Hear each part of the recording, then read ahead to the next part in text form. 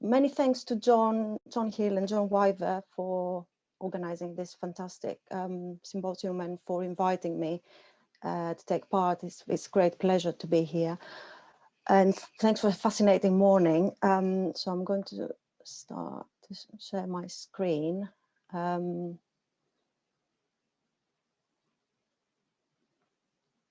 Oops.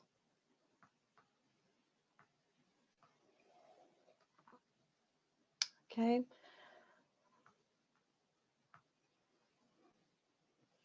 Okay.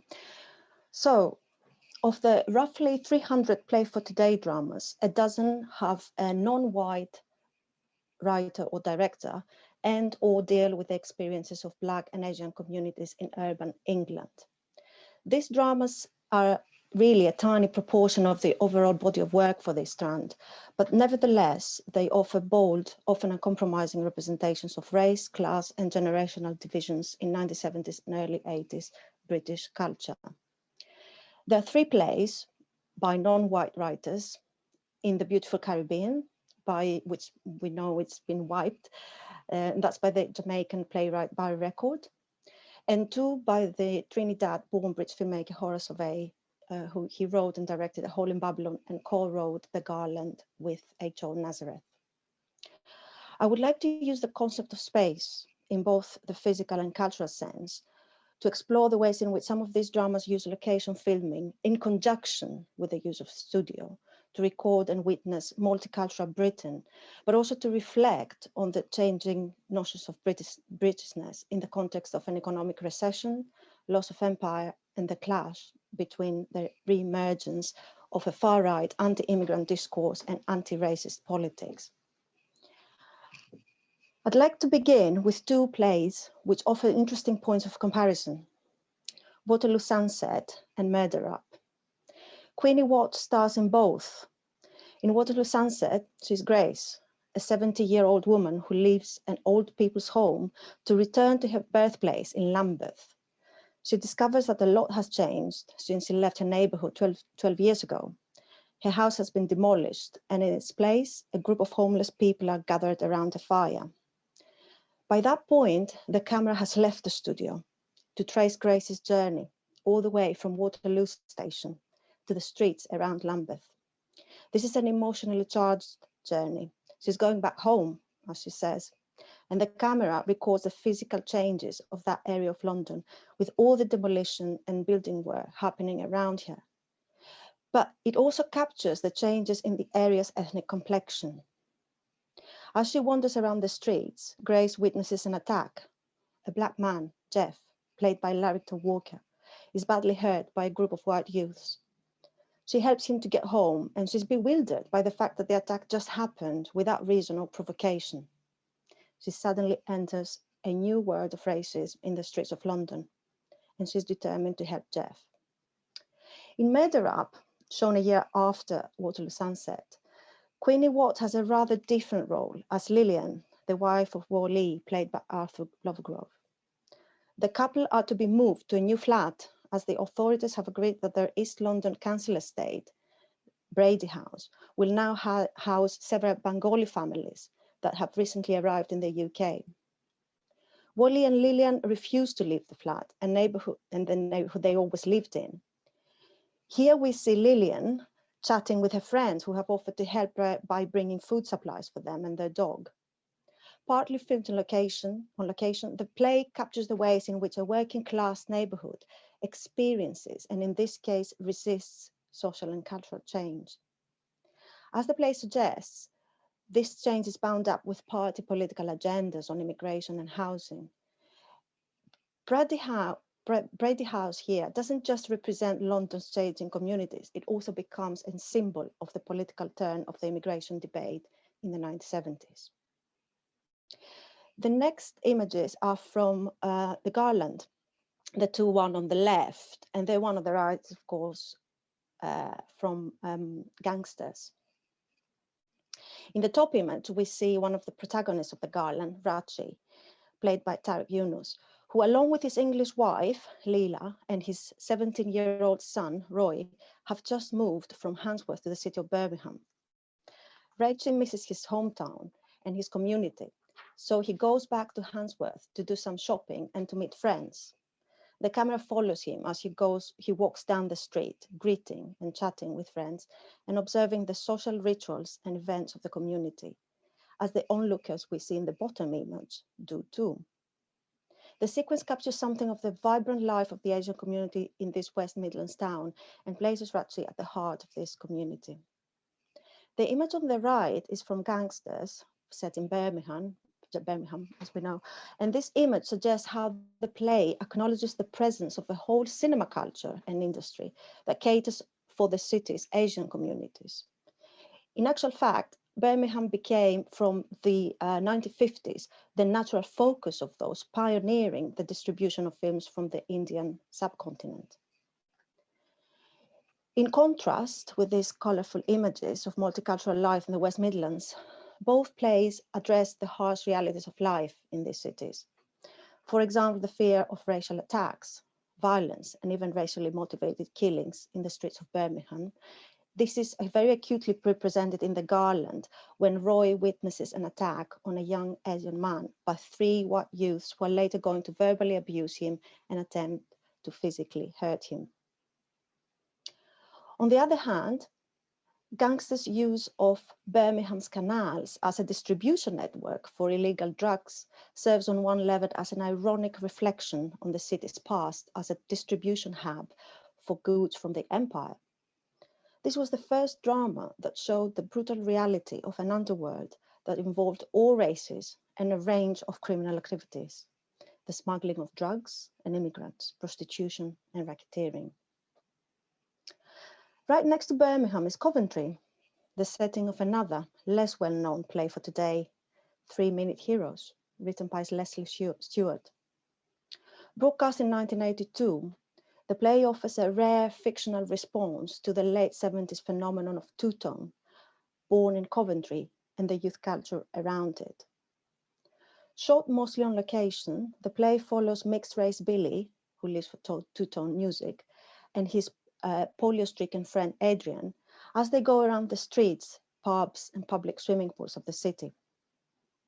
Other members of the gang are Billy's girlfriend, Electric, Debbie, Rude Boy Elvis, and Skinhead Boz. Ska runs through the soundtrack from the specials Enjoy Yourself through to the new romantic reggae sound of Fashion. As one critic put it, and I quote, "The play is close to the box-sticking automatism of modern drama commissioning. Youth? Check. Music? Check. Race? Check. Than the writer-led rendition play for today had proudly upheld for so long." End of quote. However, the play's heart is unquestionably in the right place, trying to give voice to the increasingly demonized inner city youth and to represent the rivalries, but also the cultural exchanges between them. These are all from 3-Minute Heroes images. At the heart of the narratives of most of the plays I'm discussing here is the idea of going back home, the dream of a long lost, imaginary or real land.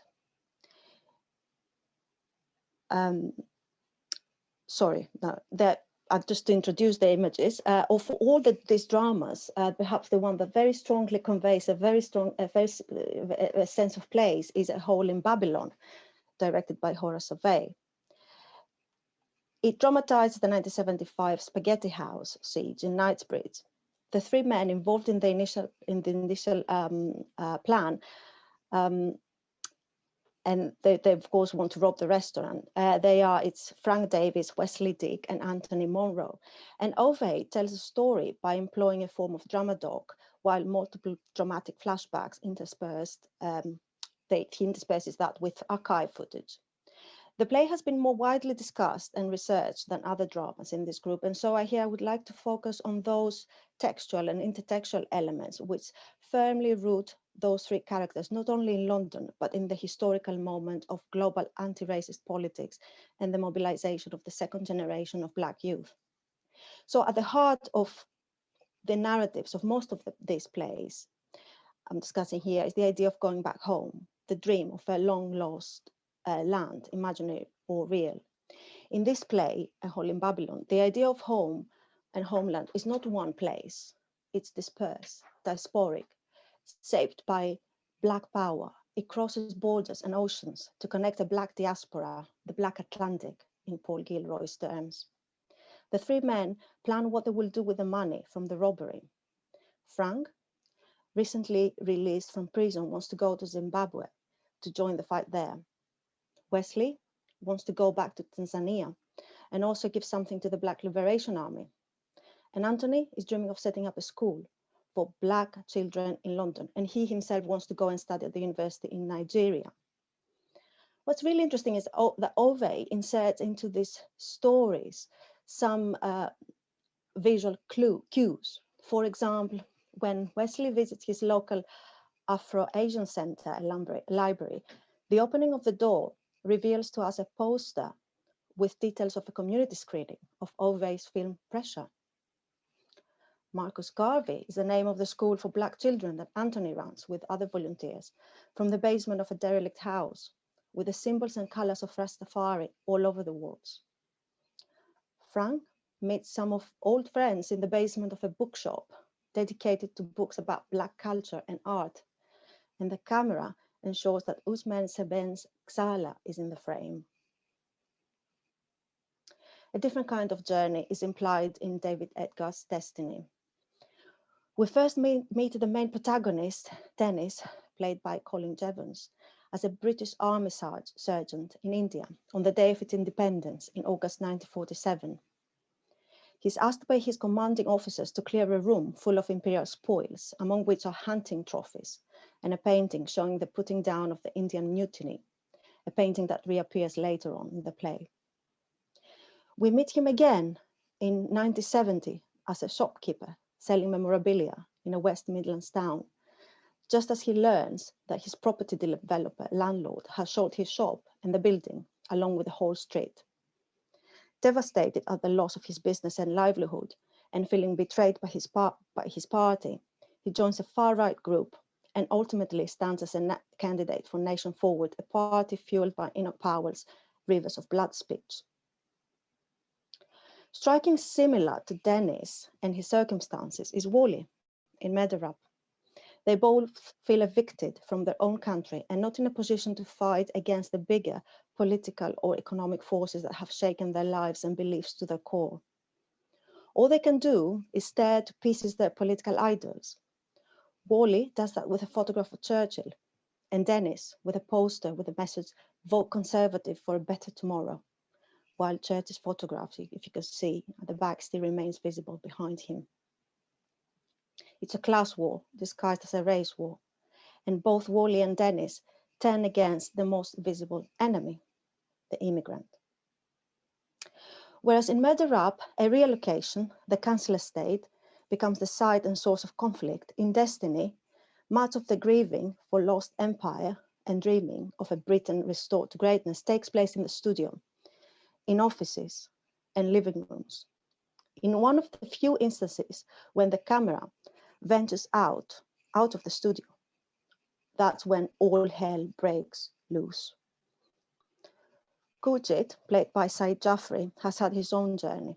He worked for the British Army back in India and then migrated to Britain and worked in a factory. Worn down by years of racism, he snaps after one more racist insult in a subway encounter and attacks his abuser with a broken glass. Another play mostly set in the studio is, of course, Barry Keefe's King, the story of Mr. King, played by Thomas Baptiste, who after a lifetime working at the railways in England, he decides to retire and go back to Jamaica. Most of the drama takes place at the dinner table in a restaurant where Mr. King has taken his daughters. He wants to celebrate his retirement, but soon what is meant to be a joyous family gathering turns into something far darker. His unquestioning faith in the British state leaves one of his daughters, Susan, frustrated with her dad's unwillingness to see that the image he has created of England all these years is a fantasy. Their argument comes to a head, and that's when King leaves the restaurant and the studio space which can no longer accommodate either the row or the fantasy. The camera follows King out. He goes out to the place he knows very well, the place he's worked at for 35 years, the railway station.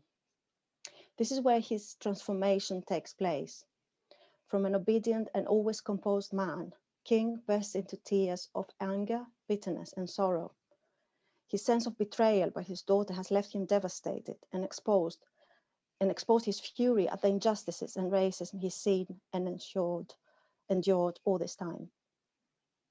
This whole scene, filmed on location, not only disrupts what had looked like a chamber piece, it also connects the different lives and experiences King has had. In fact, the play begins with still images from Pathé newsreels of the arrival of the Empire Windrush in June 1948. These two non-studio elements at the start and end of the play frame King's 35-year physical and emotional journey.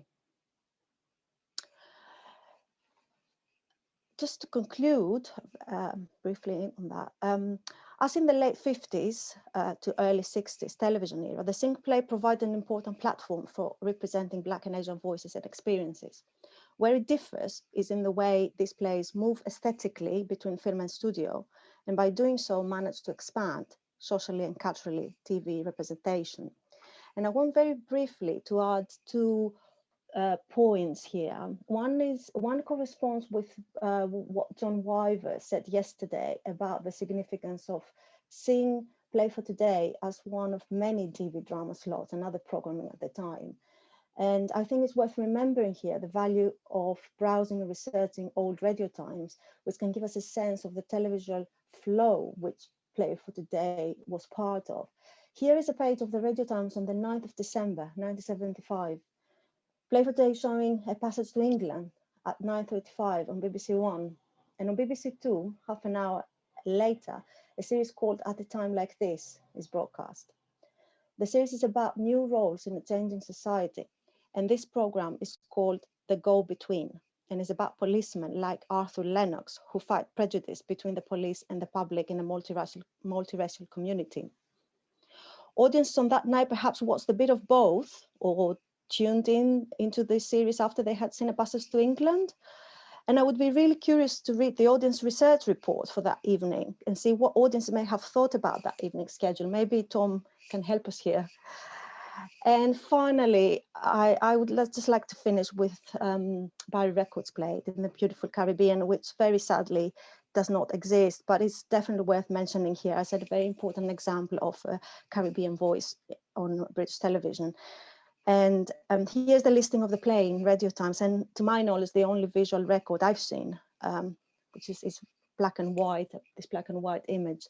And the description of the play is a bit more colorful and says, blue sky, blue sea, beautiful people, beautiful music, but that doesn't pay the rent when you're out of work and there are no jobs, not even in the beautiful Caribbean. And I will end here.